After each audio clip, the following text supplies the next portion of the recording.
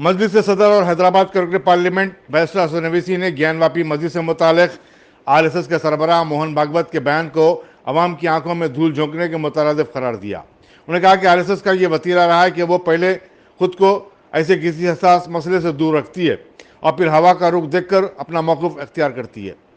अमन अमान की बरकरारी के लिए मोहन भागवत और बीजेपी के सदर जेपी नड्डा के बयान से ज़्यादा कहीं अहम वज़ीर-ए-आज़म नरेंद्र मोदी का वाज़ेह बयान होता है, लेकिन वज़ीर-ए-आज़म की खामोशी माने खैज़ है। उन्होंने कहा कि इससे कई सवाल भी उठ खड़े हो रहे हैं। सदर मजलिस ने कहा कि आरएसएस ऐसे मसाइल को उठाने के बजाय संघ परिवार के जो महाजी तंजीमें हैं उनको उकसाती है। क्या इनका संघ से ताल्लुक नहीं है?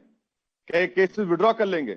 आप बताइए कि मथुरा में 50 साल पहले मुसलमान हिंदुओं ने बैठकर एग्रीमेंट किया, कोर्ट में एग्रीमेंट को दाखिल कर दिया, मुसलमानों ने जमीन दी, वहां पर आलीशान मंदिर बनी कृष्ण जन्मस्थान की, और आज आप उस पर केस डालते हैं।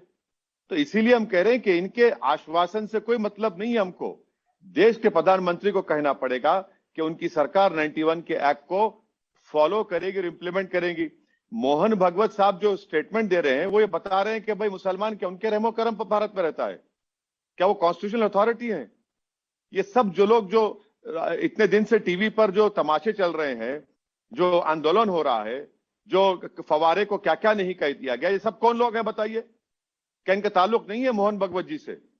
क्या वो कह रहे हैं कि जिस मकसद के लिए बजरंग दल को 1984 में बनाया गया, कि वो मकसद क्या था? राम मंदिर, काशी की मंदिर और मथुरा की मंदिर, क्या वो उससे दस्तबरदार हो चुके हैं? ये आरएसएस की पुरानी चाल है। अगर प्राइम मिनिस्टर, प्रधानमंत्री कह देंगे कि 91 का एक्ट उसकी सरकार फॉलो करेगी, सब मसला खत्म हो जाएगा, वरना खामखा यूएस हम पर दबाव डाल रहा है।